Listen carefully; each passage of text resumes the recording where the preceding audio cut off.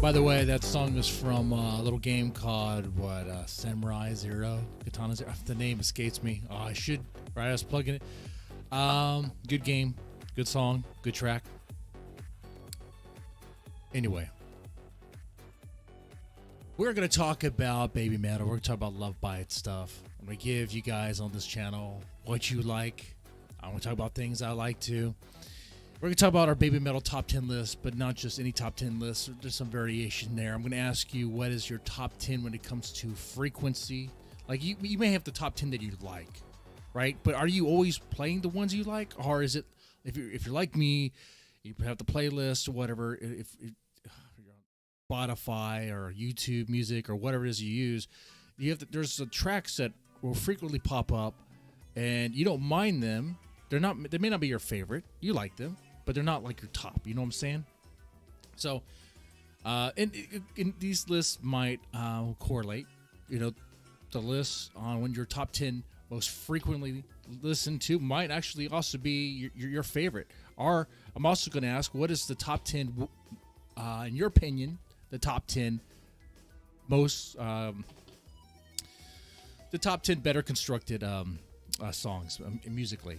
Hydrate, hydrate, hydrate. Take out, take out. That's right. Speaking of hydrate.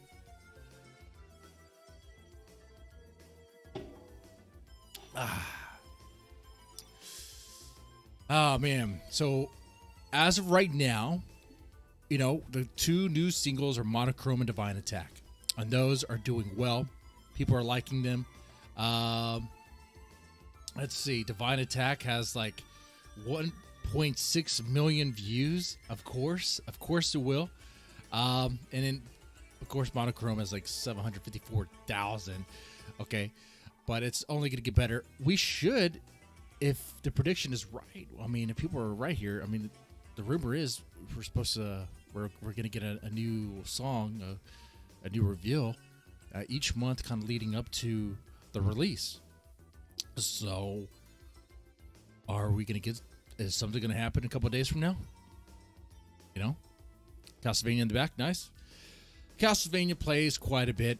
That is like my go-to background music. Want to play something that's not going to get dinged by copyright, and it's something pleasant. Well, there's Castlevania. I do have some Mega Man X tunes, but they're kind of far down on the list. Sometimes I use them every now and then, Anyway, so top 10 baby metal tracks. Well, I'm going to obviously share you my list here. We're going to take a look at some on the subreddit, and then we'll have some fun with that. Then we'll talk about Love Bites. So, all right. For the top 10 baby metal tracks that I listen to by frequency,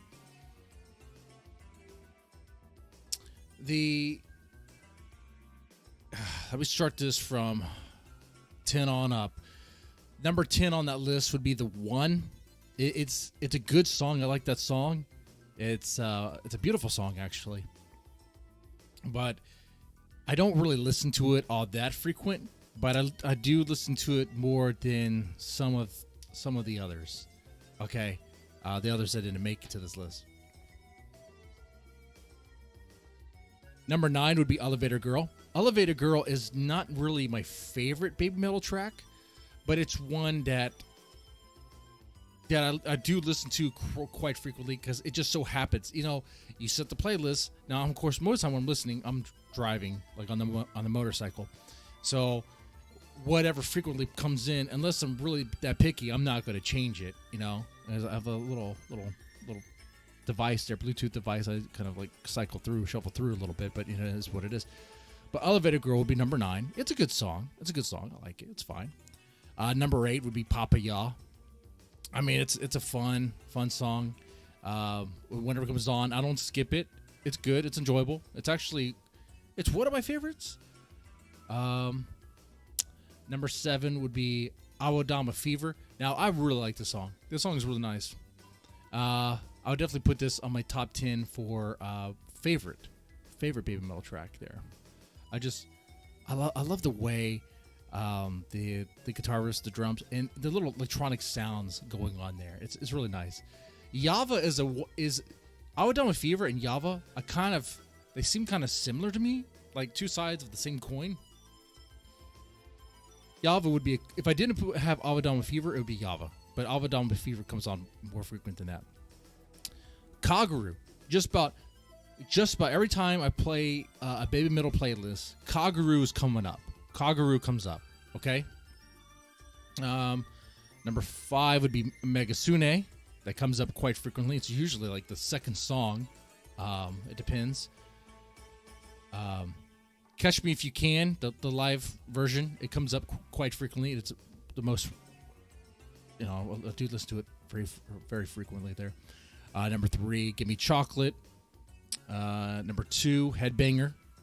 And then number 1, as far as frequency goes, just about every time I play a baby metal playlist I'm usually using YouTube Red and then sometimes Spotify, I can always count on this song coming up number 1 like 80% of the time. Karate. That song usually comes up first. Maybe it's just my luck. Maybe they know I like that song. It is a really good song. I like the track. But it is the one that usually starts it every time.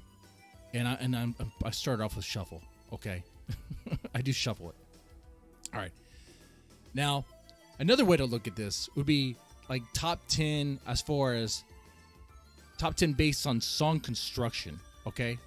So these songs may not be tracks that you really like, but you can at least appreciate how well they are constructed. And they actually, some of them might actually be on your top 10 list. Okay. For as favorite goes. For me here, starting from the bottom, number 10, might be a surprise for a lot of people here, but it's From Dusk Till Dawn. I thought it was really nice. I thought it was really well constructed, really well put together. It actually, if I made a list of top 10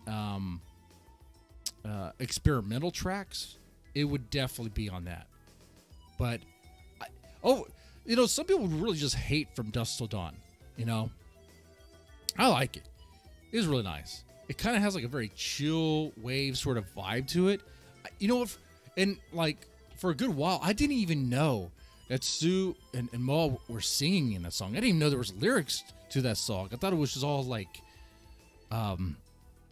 instrumental.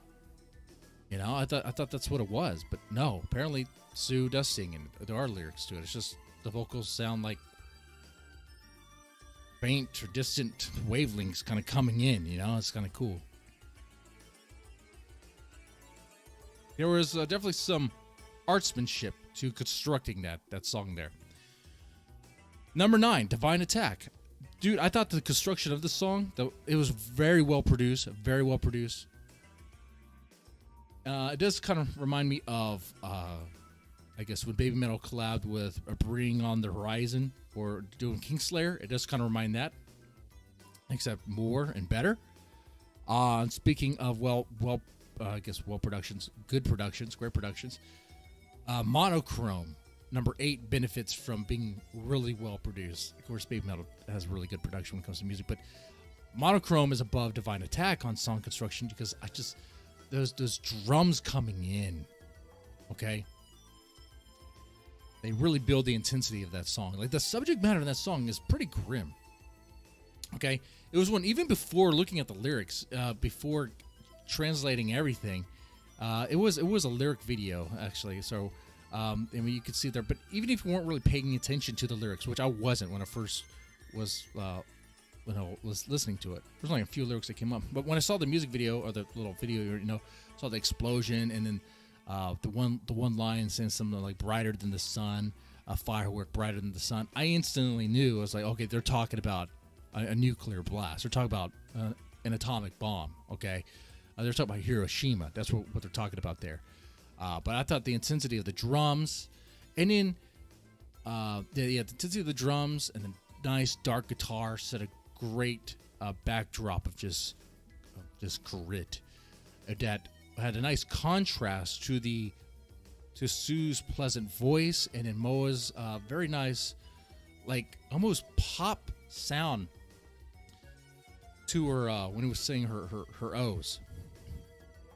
Anyway, number 7, Distortion. Some might say this seems like a kind of a plain song, a kind of a basic song. I mean, I guess some could say that. Tonal wise, it kind of stays. It doesn't really go too far out from its initial tone. But what I like about Distortion is that it really, like, it hooks you right from the beginning. Once again, it starts off with thunderous drums. It kind of have like this like death metal sort of like drum sound to it, but it's relentless. It doesn't stop. But the riff shifts, and each time there's a shift in the riff, it's a well constructed, well thought out riff that's tight and hooks you in. Like the train doesn't stop. The distortion train does not stop at all. It keeps you going. Even when Sue comes in, her voice, and she sounds all distorted, she sounds serious, and you hear like the calming band in the background saying their part. It sounds freaking good. I love it. I love how that's constructed. Syncopation, number 6. See, I don't have on this list Awadama Fever or Yava, and I don't have Megatsune on this list either. I thought Syncopation to me is like you combine a lot of what other Baby Metal songs have, like the combination of like thrash and intense guitars with some like metalcore stuff and then some electronica stuff, some electronic stuff in the background. You combine all that. I think Syncopation kind of blends little elements of those songs kind of together. So that's why I chose that one there as far as on my top 10 of well-constructed songs. Okay, top 10 based on song construction. Number 5 would be Road of Resistance. And there's a reason why it's not number 1, and you're going to find it. But Road of Resistance is definitely a fan favorite. A lot of people they enjoy that song. They're looking for Road of Resistance Part 2. I think we already had that if you look at some of the other songs that have been out. But Road of Resistance is great. I love the build-up there. I love the suspense. It's definitely a call to arms sort of song. It's beautiful. I love it when they perform live. Now, number 4 is No Rain, No Rainbow. Talk about a power ballad that cuts deep, and it cuts deep. It really does. I love the craftsmanship of it all. I mean, it's kind of Queen-like in some ways. You know, you have the nice piano with the nice harmonic guitar with a slight sort of edge to it, okay?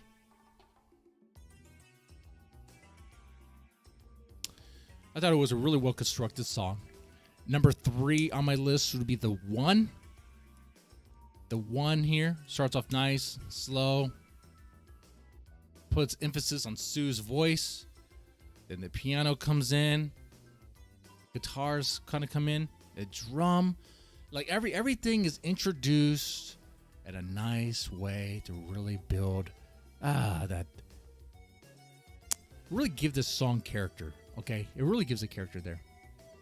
I thought it was well constructed. The solo work is fantastic there. Also Queen influence in that song. Number 2 on my list would be Arcadia. It's one of the trilogy of Light songs. Arcadia, to me, I think it's well constructed. It kind of soft in the beginning, but it builds up. It's wonderful. It creates this feeling of that the band is marching forward, marching onward boldly to honor the loss, and it conveys that meaning very well, which is what that song is intended to do. I thought it was well constructed. Now, on my top 10 favorites, it's not on my top 10 favorite because while I do like the song, it's not what I listen to the most. You know, it just isn't. But I do like it. I do listen to it on occasion. I do think it's a really good song. Actually, Arcadia would probably be somewhere on the list. Another one that would be on the list and on this first, based on song construction, would be Shine. Number 1 on this list is Shine. So, I said, what was it? Road of Resistance. People were looking for a part 2 to Road of Resistance. Actually, Arcadia to me is like a part 2 of Road of Resistance with softer elements into it, okay? It takes a little while for it to build up, but it's there, okay? But Shine, man, Shine is great. I love this. Yeah, it's soft in the beginning, soft voices kind of coming in. It's like it builds like this, it creates this illusion that kind of like riding on air. You're like, I don't know, imagine you are a camera, right? The camera's panning down and you see like the Baby Metal girls and the crew, the commie band, all mourning the loss of a fallen band member who passed away. And we get to watch as they go from mourning to acceptance. And then it is just a really great, beautiful song, very cinematic, really good there. Okay. Now, as far as top 10 favorite, well, I didn't make that here, but we could do it. We could do it live right now. Let's do it. Top 10 favorite. So I did top 10. Well, top 10 based on song construction. Top 10 frequency, which is some might say is kind of redundant, but I was looking at that based on I have songs I really like, and then there's the songs that always kind of appear. They always kind of pop in. And I like them, but they're not the ones I would go to, They're usually not the ones I would start off the playlist. So, since I'm doing it kind of right now on the spot, in no particular order, let's see, the songs I really, really like that I can listen to on repeat without any problems. They're like my favorite Baby Metal songs of all time. Well, the first one that comes up is Headbanger. Headbanger is definitely one of them. To me, like Headbanger is great, fun, great stuff. I could listen to that all the time. It's just fun. Another one would be Awadama Fever. I cannot get enough of that song. It is good. Awadama Fever / Yava. I'll put them in the same spot. I know that's cheating, but what you can do? Sue me. Get in line, okay? I got police calling my house, so you can get your lawyers to call me too. How about that? No, I did have a cop call me over being mean on the internet. Silly stuff. Okay. As far as top favorite, top favorite here. Headbanger, Aodama Fever. What is another one? A go-to baby metal track would be Megatsune. When I say top 10, top favorite, these tracks are so good to me that I think if someone is new to baby metal, go check out that track. They're gonna like it. On that thought, I would put Karate. I would put Karate there. Okay. I will put also for number 5. Catch Me If You Can, the live version. Well, hold on.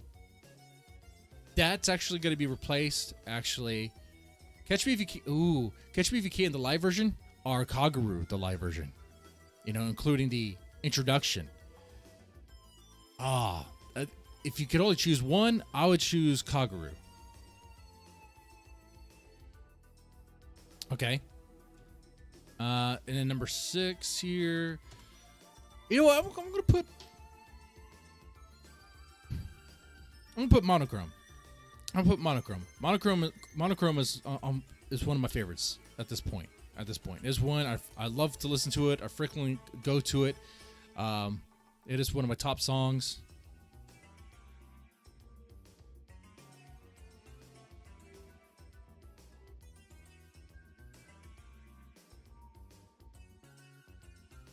Let's see. We got 4 more slots, 4 more baby metal songs off the top of my head here that are iconic, that I listen to all the time. They would be my favorites. They are my favorites. You know, Sis Inger is not one I really like that much. A lot of people like it. Yeah, it's fine if you do. But I'm going to put Syncopation on there.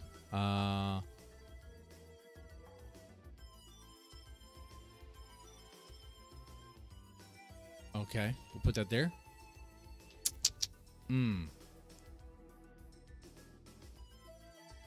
Road of Resistance is really good. But at this point, I think I'm gonna put I do Road of Resistance. I was hesitant there. I'll tell you why. You probably already know why, because I gotta set it when I was going over the top 10 based on song construction. Arcadia, I could actually put in the Road of Resistance slot, but Arcadia takes a little while to build up, and I might not be in the mood for that. I might be more in the mood of going right towards Road of Resistance, and we're going at it. But it is what it is.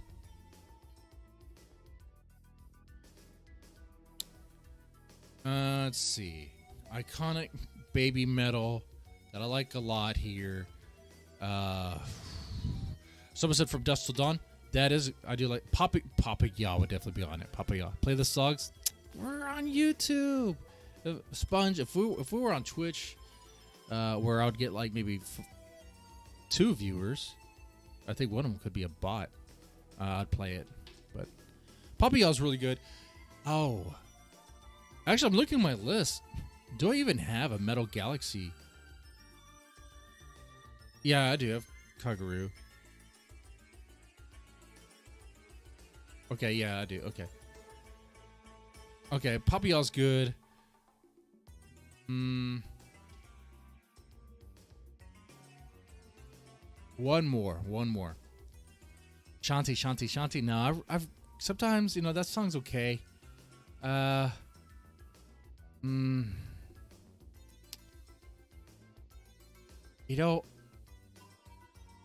think I'm gonna have to put Shine. Shine is one that I really do like. Okay. I really enjoy that song. And being, and put it here in this order, and being, I guess, number 10 on my favorites is suitable for it, because it's one of my favorites, but it's not one I would actively go to all the time. The ones I missed out on it, and then even mentioned would like be Metataro or GJ, which GJ has a nice groove to it. I have Karate on the list, and another song that has a nice groove to it, kind of like Karate, would be GJ.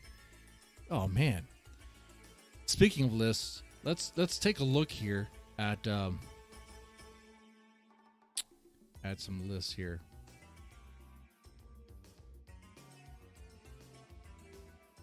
Okay, so we are on the subreddit here, looking at the top 10 baby metal songs. I give you my list, actually 3 different lists there. So yeah, let me know in the chat, definitely, and also in the comment section, your top 10 favorite baby metal tracks. If you want to be kind of particular about your list, like top 10 that frequently you listen to, I guess most based on frequency, top 10 based on song construction, top 10 based on all-time favorites. You know, I have a lot of fun with that. All right, but here, so the person starts it off. They say Headbanger number 1. Headbanger, to me, number 1. Yeah, sure. I mean, that's good. Yava. Oh yeah, Yava's really good. To me, Yava and Awadama Fever, to me, they're like it's like two sides of the same coin. Like, I'm sure he also likes Awadama Fever, but chose Yava over that one. That's fine. Sis Anger. Now that's one a lot of people like.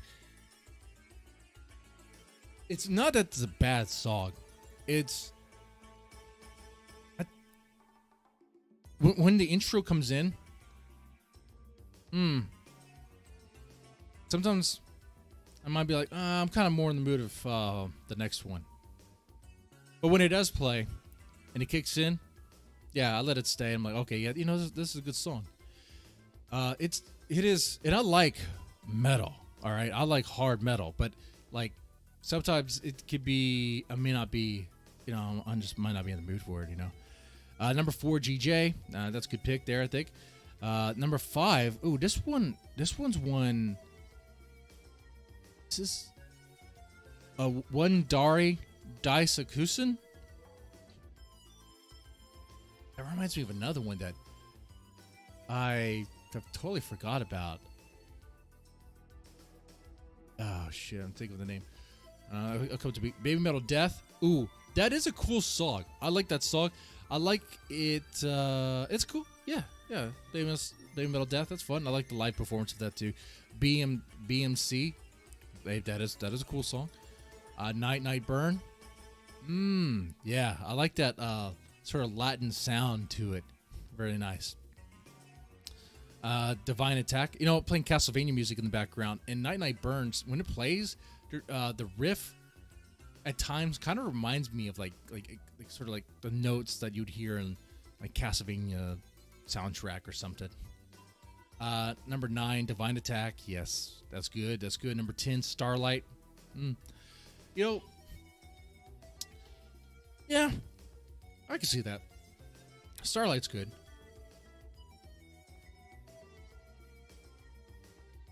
Starlight's good. Don't get me wrong.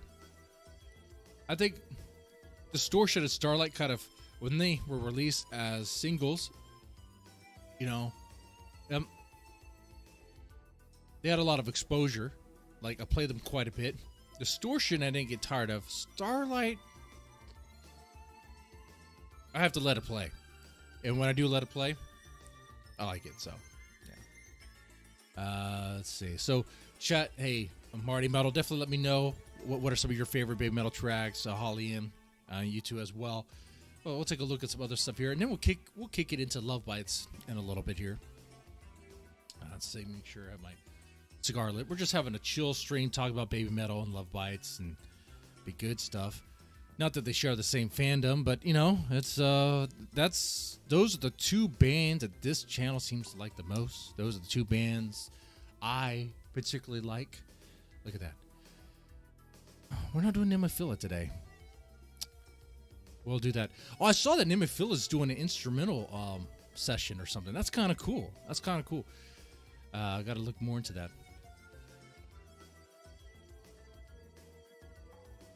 All right, so this guy right here, Drogelfret, okay, says, I'll probably kick myself tomorrow for missing my absolute favorite, but right now, in no particular order. He says, Monochrome, it makes me cry. Monochrome is a tearjerker, it can be. Syncopation, yeah, well, it's a really good song. Kaguru, yeah, I can see that. Ooh, this one. Ejim Zeta. Did I say that right? I didn't say it. I'll just say IDZ. IDC, the anti-bullying song.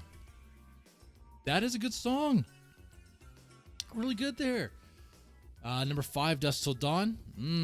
All right. He has a nice, interesting taste there. A complete mood. Yeah, you have to be in a mood for Dust Till Dawn. And you know, I think you have to be able to appreciate it, you know? When I think of listening to Dust Till Dawn, that track, I think of like driving at night. I'm like late at night.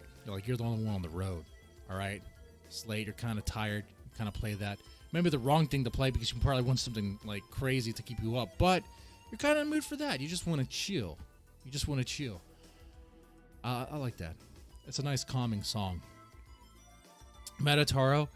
Oh, this would the chant in the beginning. It reminds me of like Godzilla sort of stuff. Okay. I think that was the point of that song. Number 7, Karate. That's probably gonna be on a lot of people's lists, I would imagine. It's a good song. It's kind of straightforward, really good. Has a nice, catchy hook. Megasune. Yeah, that's a fan favorite.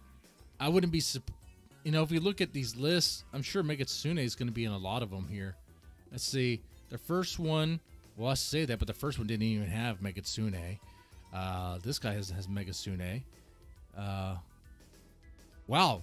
Well, this other guy, we put Brand New Day on this top 10 list. I would not even imagine. But but he cheated. He put Trilogy of Light, the 3 the 3 Starlight Shine and Arcadia songs. Look at that. Okay. Oh, it's gonna be on my top 10 list. Oh, we're gonna just cluster all these 3 songs together in one. There you go. Yeah. So yeah, I thought this was pretty cool. I like this stuff here. That's the track. Tales of the Destinies. That's a song I sometimes forget about. And it's not because I don't play it that often. It rarely comes up in frequency whenever. So most of the time I use YouTube Red. Sometimes I use Spotify. Sometimes. I don't have premium, so I get ads. I mostly use Spotify for...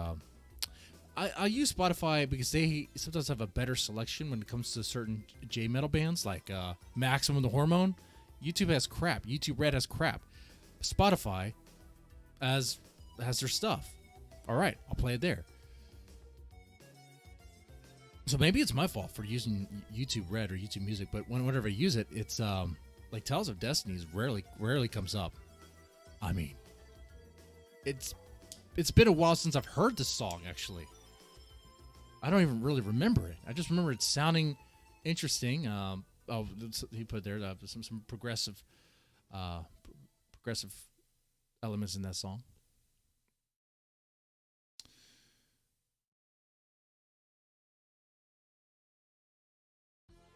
Oh shit! Marty says when he plays racing games, he plays for Dust Till Dawn. Damn. I think it's more like a chill song. If I was gonna play a racing game, I'd play something a little bit more intense. Then I would probably play like Sis Anger or something. But I suppose it's like it gets you like in that mode, like the focus, I can see that. I can see that too. But then again, I would probably play. I could see myself playing Quake while listening to Awadama Fever. Okay, if that makes makes any sense. Oh, that would be an interesting experiment. Like compare like what track would you listen to while playing what game? That'd be fun. Like you play like a Mario game, like Super Mario World. It would probably be like Java or Awadama Fever. Or, shit, maybe even Brand New Day. Let's see. We have another guy here. No Rain, No Rainbow. Number 1. That is a good song there. But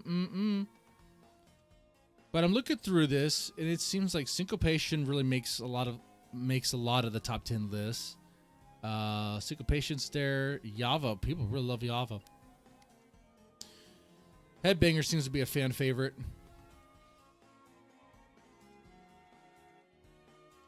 Sometimes we get Road of Resistance or Catch Me If You Can. I wanted to say Catch Me If You Can. I'm thinking they mean the live version. I mean, don't get me wrong, the studio version's okay. But if you have the option to listen to the live version, I mean, why would you not? That intro is so cool. I love that intro.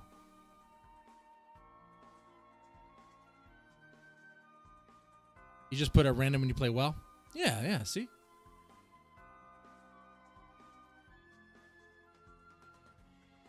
Oh, wow. Now, that's a game I haven't heard about in a good while. 10 years ago, I had like a World of Warcraft addiction. I think it was like 12 years ago, actually. Pretty bad. Really bad. I stopped and not going back. Don't have the money for it. Don't have the time for it. Anyway, let's shift gears here to talk about some Love Bites stuff. Let's talk about that here. So first, when we get into this, the question I want to ask with this new upcoming album, Judgment Day, I kind of asked this the previous stream, what is it going to sound like? The most recent thing we received from Love Bites to have any sort of indication or draw any sort of indication from would be Glory, Glory to the World, which is an extended play that released. It had 5 songs on it. The 5 would be Glory, Glory to the World, No Time to Hesitate, Paranoia. Oh, man, there's 2 more. Wings of Transylvania. What was the... Oh, my God. Oh, what was... It's the 5th one. Oh, my God. It's like coming to me. Oh, you know, that happens. Let me find out.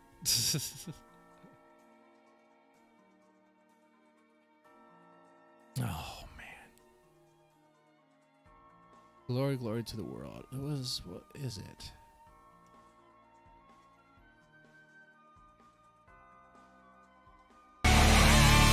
Oh, I'll just pull it up here.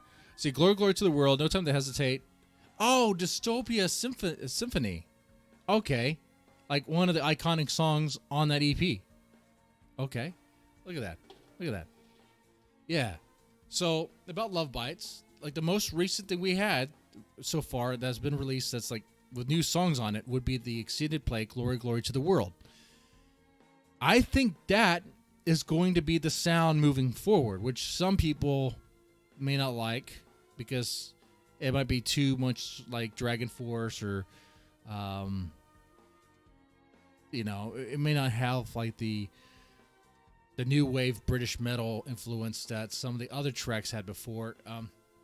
I will say that based on this and Glory, Glory to the World, if that's going to be the blueprint for the Judgment Day album, then it's not going to have, it may not have the thrash sort of style of that of like Thunder Vengeance or Hammer of Wrath or even, I want to say Break the Wall. But No Time to Hesitate did have some thrash elements into it. So like we'll get a mix of thrash and like progressive power metal that's like with like symphonic elements, right? But are we gonna get any homages to like classic rock stuff like Dancing with the Devil? Yeah, are we gonna get anything like that? I'm curious if we're gonna get anything like that. You know, people are kind of worried about that. I see that someone else has asked that here in the subreddit. I wonder if they listen to me. It could be just be something that, you know, a lot of people think. You know, it goes here. As you know, these women have technique, and many songs have progressive influences, as they do. I have the feeling that Glory, Glory to the World EP was a good combination and evolution of all that. So I guess they'll keep going on this way. Now, I will say, there is someone who does see that as a problem. They fear that it's a sign that things are going to be moving in a direction that some may not like. And here's what's going to happen. It happens with any band where there's a lineup change. And there may or may not be some truths to it. I mean, it's it's all gonna be relative, related to to opinion, to preference and all that. So there's a basis change, right? And with that change, and that not only was it a basis change, it was Miho, and Miho was one of the founders. Miho there was something she wanted to do with Love Bites, and Miyako was definitely taking more control of Love Bites. I'm not trying to stir up drama or anything. I think that's why Miho left. I know for personal reasons. Okay, I get that too. That there was something there. Okay, I'm not trying to stir up drama or anything like that. Just come on, just be real. But the point of all that is that her influences may have left with her. So you're gonna get, realistically, you're gonna get a change. And how are people gonna feel about that change? Well, some people may not like it. But they might be overthinking. They're worried. They might be more concerned about it than what they need to be. It could turn out that Judgment Day has a good mix of progressive metal and power metal and thrash and all that. If we'll see, and I'm curious if we'll get that, because Miyako does have those influences. Like she does.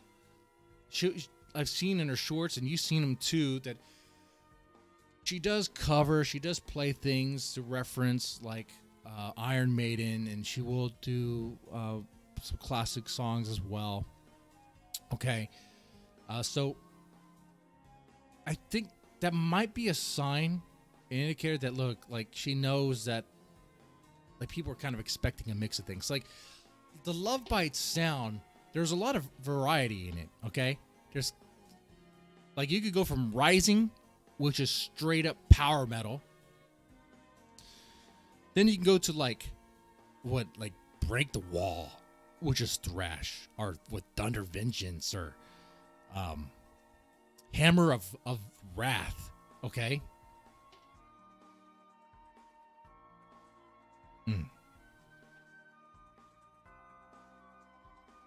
So there's some variety there.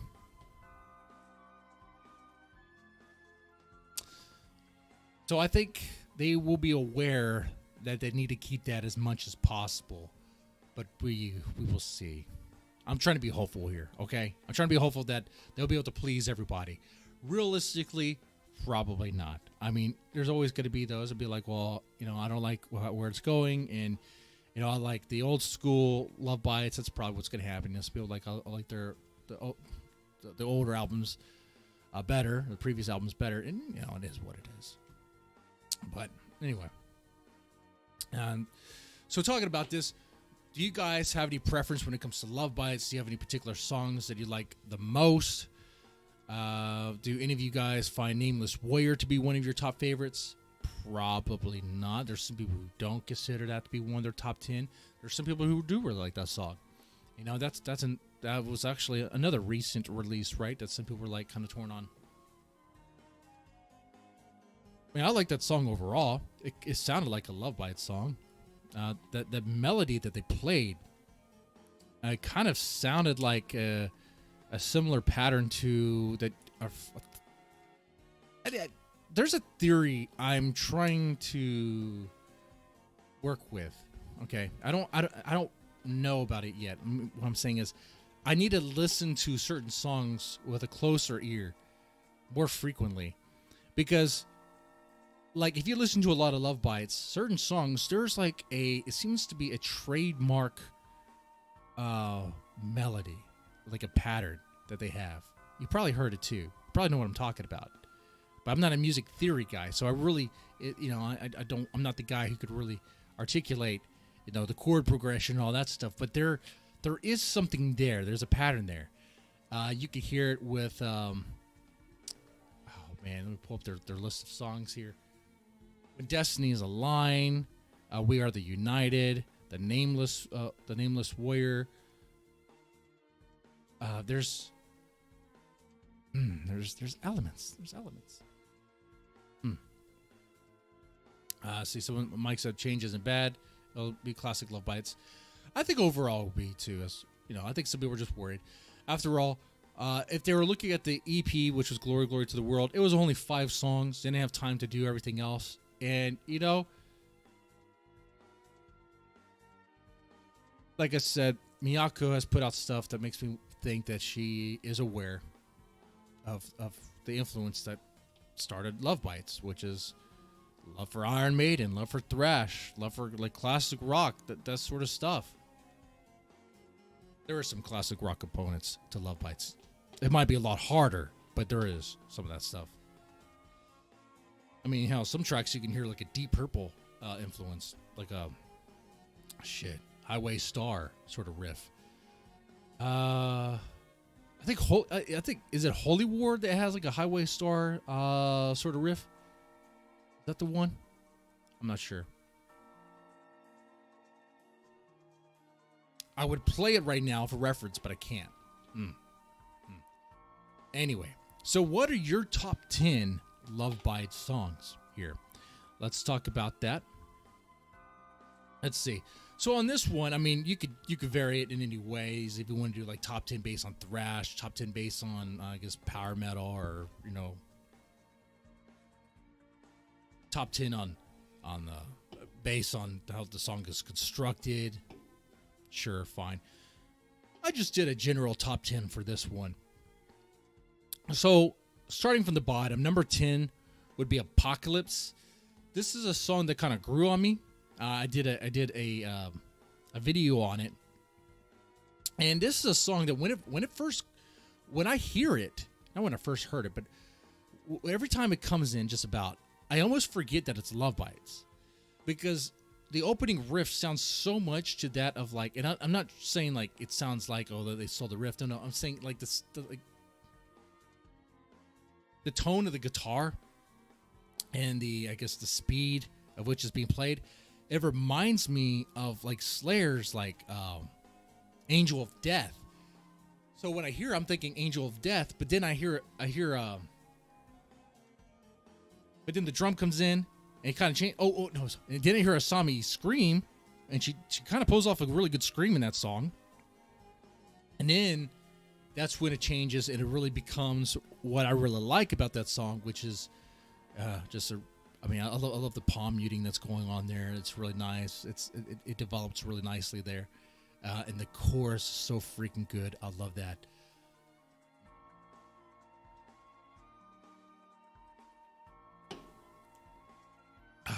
Now,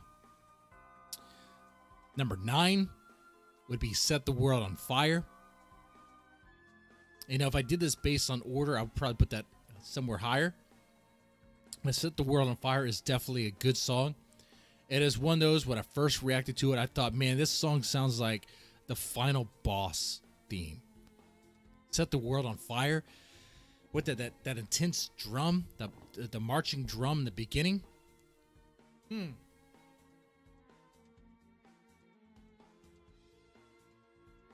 That is like theme music. That is like cinematic movie music for, I guess it's redundant, cinematic music for like this iconic scene where like Satan's coming up from the ground with all sorts of demons and stuff. It's really cool. I like it. Set the World on Fire. And of course, really nice, intense, rash stuff. Number 8 would be Paranoid. I really like the song. I like the build up to it. To me, I think the combination of this one, it has some piano elements in that one. I like the combination of the guitar, the piano elements.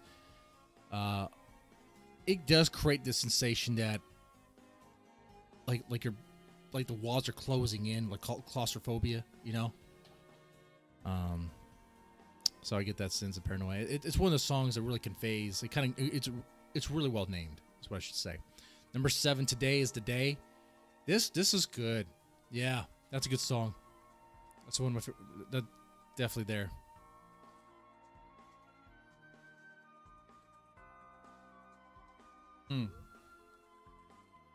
It's another one of those songs that has a really nice opener. Okay. Of course, everything else about the song is really nice. Good solo work. Number 6 would be Shadowmaker.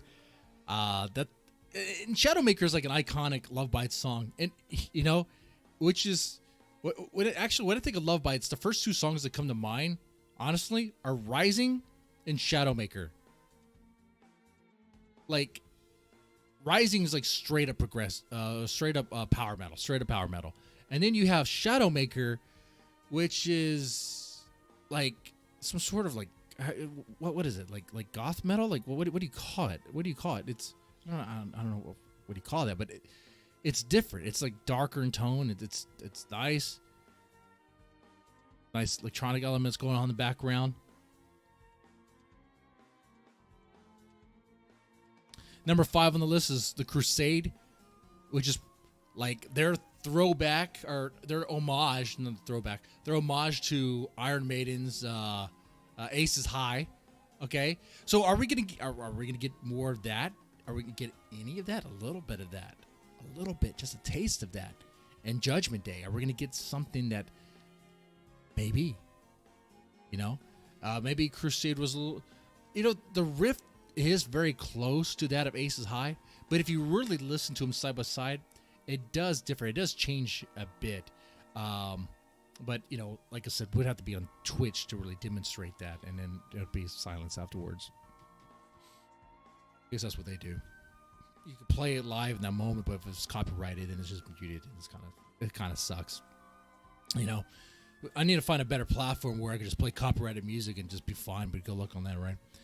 Number 4, Rising. Rising's really good. Number 3 on my list would be Hammer of Wrath.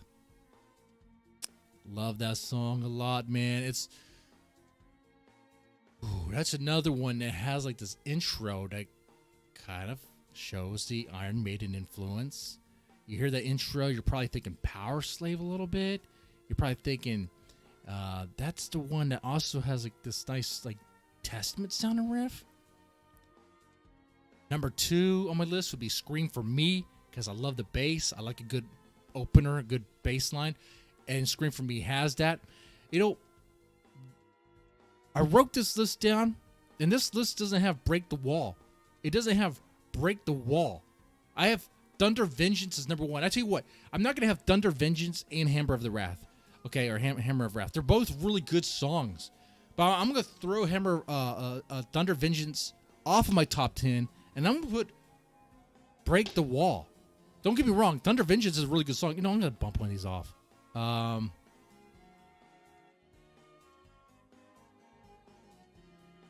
If it's between Thunder Vengeance and Hammer of Wrath, I will keep Hammer of Wrath. Thunder Vengeance, I'll take off. And then number 1 would be Break the Wall. But it's not in any particular order, okay? It's just on the spot. Top 10 Love Bites tracks. So, yeah. Let's see, Holly M says, I just started digging into Love Bites, Bandmade, and Nemophila. Bandmade is a band we don't mention here, okay? Because if you ask anyone who's a Bandmade fan, I don't like Bandmade, okay? All right? No, that's not the truth. I actually do like Bandmade.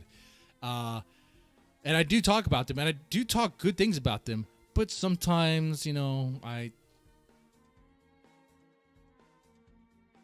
I might have said some things in joke, in jest, just joking around, okay? But yeah, I do like Bandmade. Speaking of Bandmade, there's something. Oh, we can throw this back to Baby Metal and Bandmade. There's something we should talk about here. It was brought up in this subreddit. Want to talk about it? Okay, so the idea of Baby Metal and Bandmade collabing ever? Thoughts? This is something I heard on what's that podcast with the 4 guys that talk about this stuff? Decode, whatever it's called. I don't know what it's called. But I think they talked about it once. Yeah, I talked about it too. It's an interesting idea. Baby Metal and Bandmade ever collabing? Now, I don't see that ever happening though. Okay? And I'll tell you why. It's not because I'm a Bandmade hater. I'm not. Bandmade's good. They have talented musicians. Konami can play. She can play well. Misa is a great bassist, okay? Just because I think... just because I said in a previous stream that I think Fami is a better bassist. I mean, she might be. I don't know. See? That's what I do. I say something like that, and it's seen as if I don't like them. I do like them. Okay. But the reason why I don't see Baby Metal and Bandmate ever collabing is, like, how would it work? Like, if you think about how songs are constructed with Baby Metal, if you're going to collab with them, you're going to go in for a session, record your lines. Like, if you are a singer, it's easy. You can just record your lines. You can just throw it on there, and boom. Okay, cool. Rapper, you can record your rap part and throw it on. Boom. Okay, cool. If you're going to add some sort of, like, music part, like Polyphia did, okay, they'll take that track and they'll put it on there. Okay.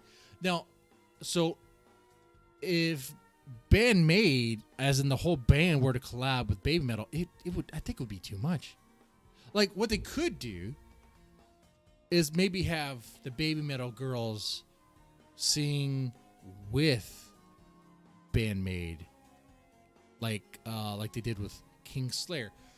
But the other reason why I think they wouldn't do this is because when they're collabing, they're not really... Are they collabing with other Japanese artists? Well, actually, they did, didn't they? On Da Da Dance, who did they collab with Da Da Dance? Wasn't that was a Japanese dance music person? So, I mean, they could do that.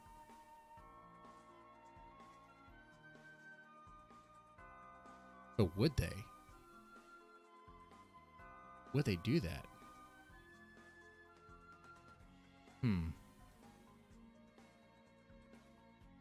Okay. Tell you what. What could happen is not the whole band itself. Obviously, they're not going to bring Bandmate and Baby Metal, like, as the whole group and do that. If Bandmate were to collab with Baby Metal, it would be like, okay, Konami, you could write a riff. Okay, you could be part of the song construction process a little bit. Okay, you could do that. And then maybe Baby Metal could do like the chorus of some sort of part in a Bandmate song. That could work. I could see that working. I don't think it's very likely, but if they were to do it, it'd probably look something like that.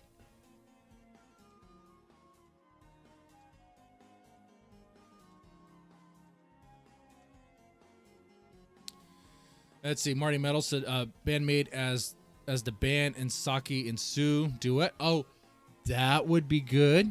They could do that. They could do that.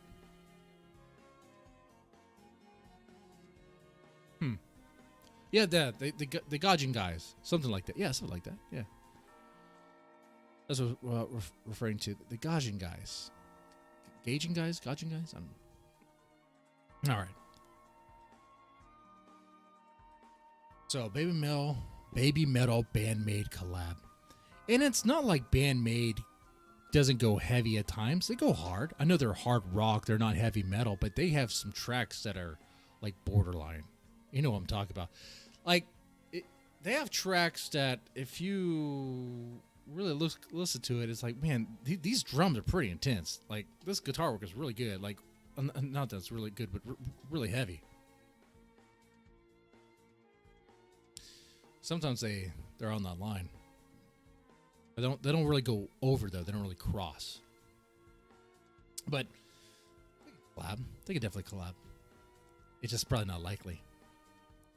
But how the other question I have on that, I guess the last question on that is how, if they did collab, how would that song sound? What would it sound like? Would it be like anything we've heard before? I can't think, because Bandmate have a very particular sound. They have a really good sound. Okay, I have not heard Baby Metal produce anything that has that sort of sound. That's not a bad thing. I don't mean that's not dissing Baby Metal there. I mean, am I right or am I wrong there, chat? The Baby Metal sound and the BABYMETAL sound, like they haven't really done anything that's like kind of matching, right?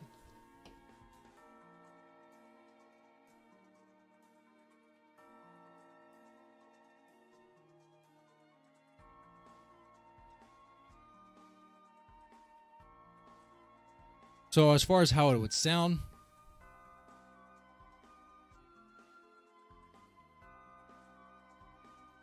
I would imagine kind of like take BABYMETAL's Influencer, take that track and kind of baby metal it, okay? Like tune down the guitars a bit, like a lot. The drumming would say about the same.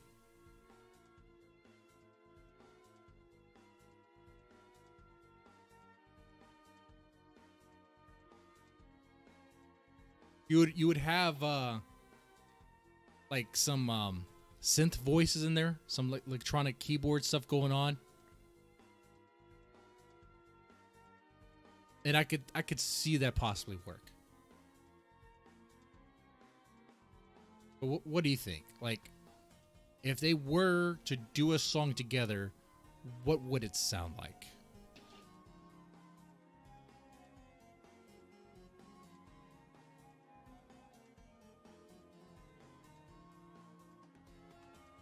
It'd have to be kind of like the Dragon Force collab.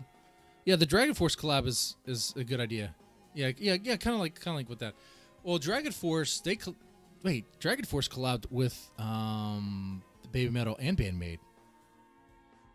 Right, the Dragon Force guy, he came out in a maid outfit for BABYMETAL. Huh.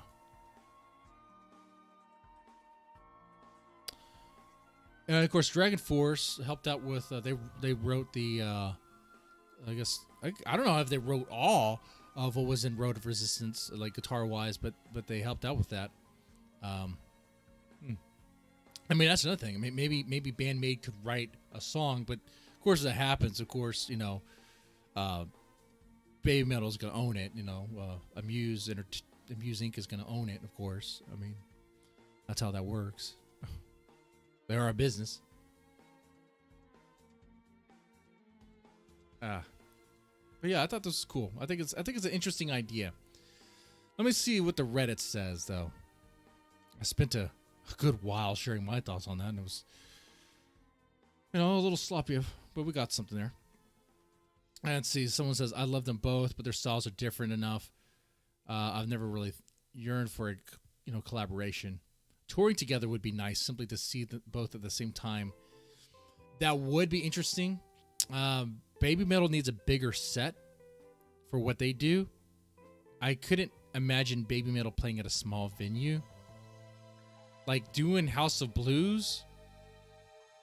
Has Baby Metal played at House of Blues? Like, BABYMETAL could play there. Like, I'm thinking like the House of Blues, like in Houston or in Dallas. You know, how would Baby Metal fit on there? What?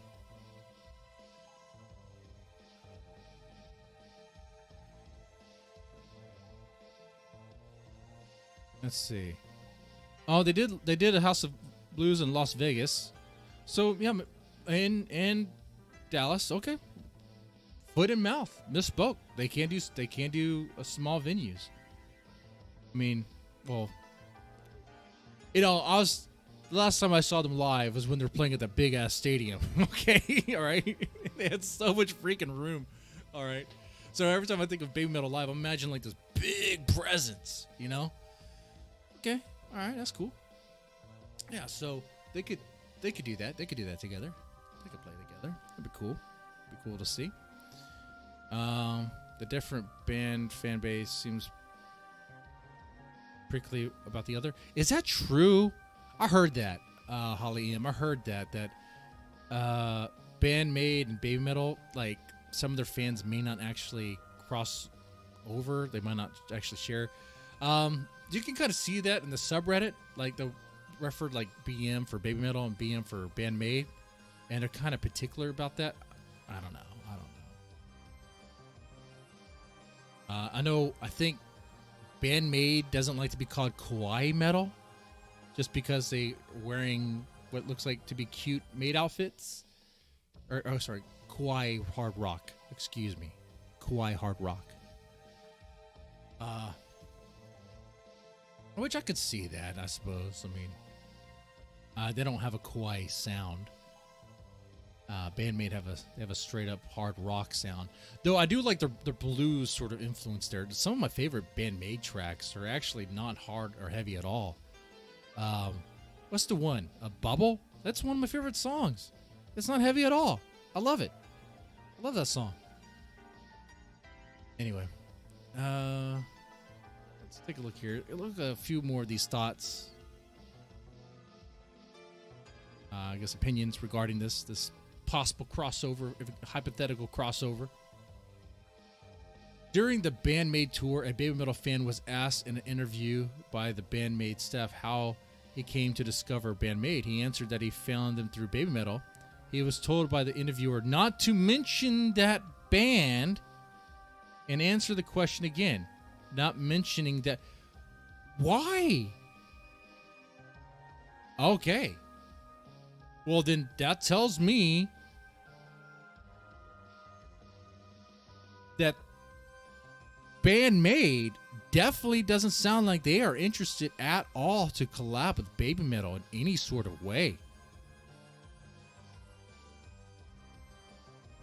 Huh. Someone says it makes sense that staff would filter comments about Baby Metal. I think I remember them being asked or compared with Baby Metal in interviews, and it's a little awkward. It happens. I mean, I guess it could be. I don't know. Like, it's like a weird chip to have on your shoulder over being compared to Baby Metal. I mean, that's, you know, but we all have our little quirks, right? We have the things that set us off. Don't ever call me by my first name. I'll ban you. Baby Metal played Charlotte Fillmore a few years ago, about 2000. Oh, okay, yeah. So they'll do small venues. You know, when I think of Bandmate, I think of like small venues too. It's just that sound too, like the Bandmate sound. I think it's like it sounds more personal, like it's like kind of right there. That's kind of like her style of singing, a Psyche style of singing, the way she sounds. It always sounds like she's singing like right to you. With Sue and Mo, I feel like they're singing to like not to you personally, but to like the crowd, like the audience, like they're putting on a big show. With exceptions, there are some songs where Sue, it's like she does her own. I think No Rain, No Rainbow would be one. So. Some of these people here are frequent on this channel. Rick Wagner says, I've been a big fan of both Baby Metal and Bandmate. I've seen both live 5 times. However, I think Bandmate's biggest fans wouldn't be happy to have them open for Baby Metal, which realistically would be the case. Now, getting Ostracism as a Baby Metal opener, that would be a solid.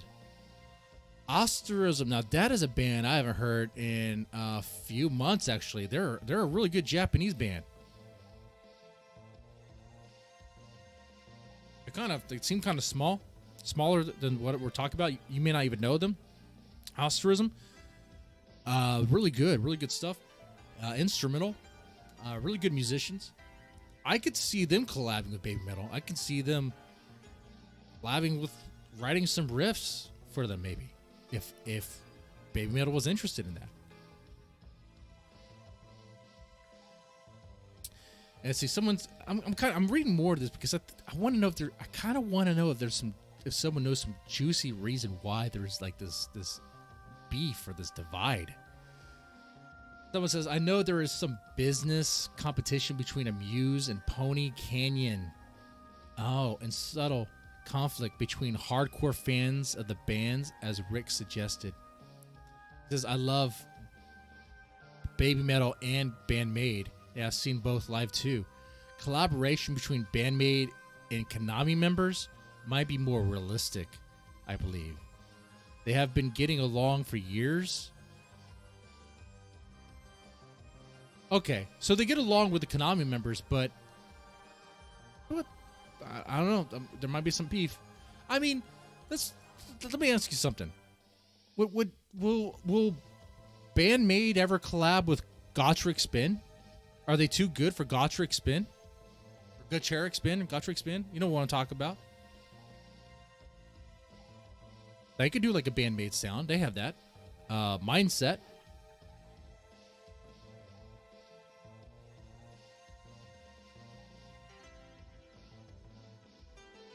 You know, there is a all-female or majority female the Shoya Neo. What do you call that? That Japanese concert, that open concert thing that the Shoya put together.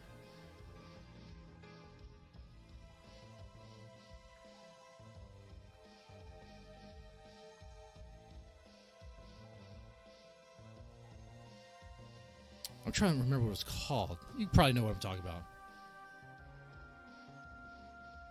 Let's see.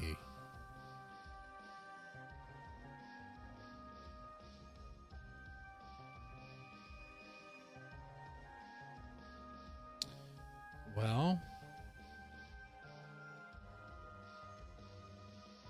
let's see. Show you some of those J-Rock's leading ladies for live stream. I'm looking for.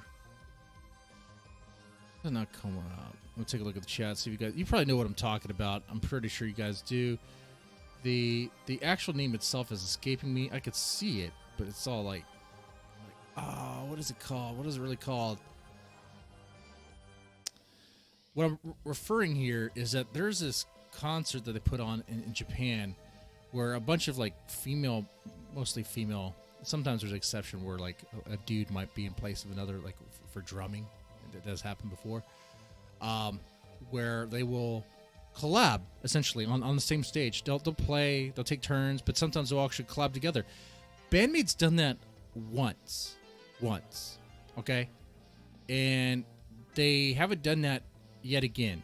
And I kind of wonder why. Like, let me preface this again. I like Bandmade, but sometimes I wonder if like they think they don't need to worry or waste their time with collabing with other Japanese acts, Japanese performers. Because I don't know, I get that impression that they don't really collab. They're not looking for that. They want to dominate the world. They're not interested in collabing. They have their sound. They have their group. They're tight. They're not really interested in collabing. That's my impression.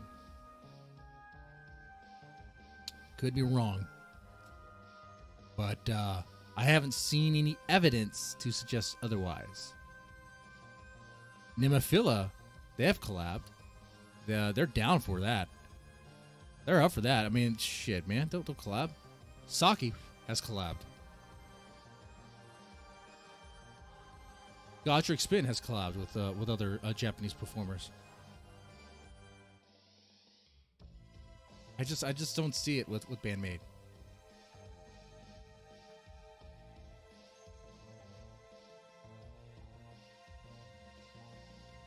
I say Bandmade has taken off and are a lot bigger than all the other bands now.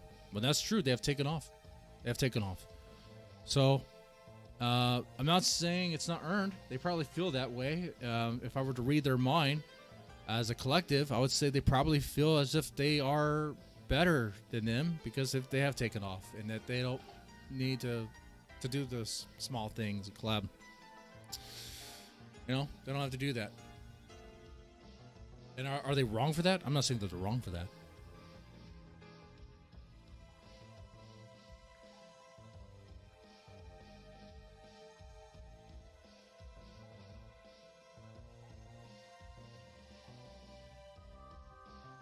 The girls probably would want to be at Neon Neon, but they're owned by Victor. Oh. Ah. Okay. That is interesting.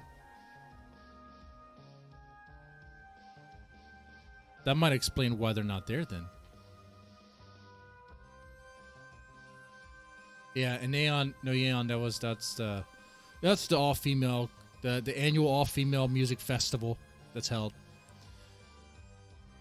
Pretty cool stuff. We covered on this channel quite a bit.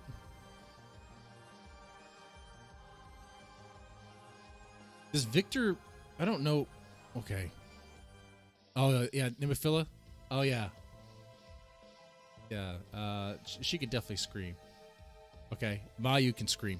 Mayu can scream, she can sing, and she can rap. I know some people may not like Nemophila doing the rap stuff, but they kind of like blend it all together. And I think they do it well. Like, they have a really good, like, variety in their sound. That, some people like, some people don't, but you know what? It's like I think even their next album, though, Seize the Day, it's going to become like a box of chocolates for, like, hard rock and heavy metal. It's gonna be like there's gonna be a little bit of something that you like, and everything else might grow on you. All right, let's do Victor music.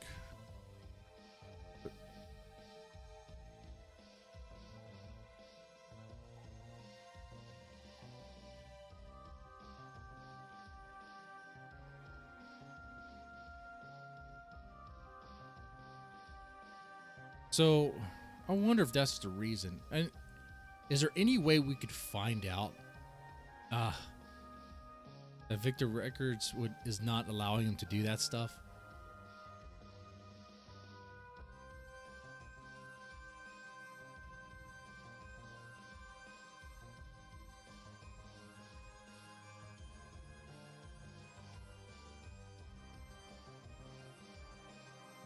Not sure how we'd figure that one out. Just from sitting here, you know? I gotta think about that. I'm curious. That's interesting. Interesting idea. Well, I've been chilling with you guys. We started with the top 10 baby metal tracks in some variety of ways. Top 10 love bites. And then we got into just generally talking about band-made baby metal and stuff. It's cool. It's cool. I'm gonna do more of these streams on this channel. I know if you know, I have two channels. One's more of like a drama, like internet drama thing, and some people like, some people don't. It might be kind of greasy. I do talk about horror stuff every now and then there. Then I have this, or I talk about Japanese metal, and I do listen to the music. I listen to the music quite frequently. I could show you my YouTube Red playlist. You know, it's if it's not Nemophila, it's usually Love Bites or Bandmade or Baby Metal. There are some other bands I listen to, like Orbit Culture, Children of Bodom, In Flames, you know. But I don't really talk about them much because you guys probably already know those bands, you know. And this channel's really, it's Japanese metal, and kind of specific Japanese metal. So.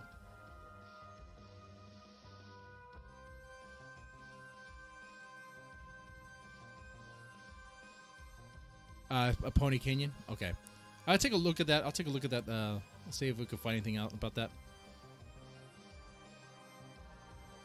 The response to Baby Metal joke video was pretty good. Yeah, I like that. And that Shred guy, I didn't mean anything bad. It is what it is. You know, he didn't say anything. If he did, it would be. I am kind of a provocateur at times. You know, it's not like I wouldn't like. I mean, if you wanted to have a friendly beef, we could have a friendly beef. I have no problem with that. I am going to react to other reactors. I think that would be an interesting way to kind of actually get some crossover, like to actually collab with some of these guys and like do things. Not sure exactly what. We'll find out as we go along. I thought, I know I sound like I was joking around, but I actually did kind of like the, what was it, Victor Rob? Oh no, Vegas Rob. Vegas Rob's his look. I found it interesting. Just like how this look probably looks interesting to him. It's like, what is this? It's like a joke. Sunglasses inside, leather jacket. It's not even cold here over here. It's hot. Anyway, with that said, man, you guys take it easy. Thanks so much for watching. And yeah, man, have a good one.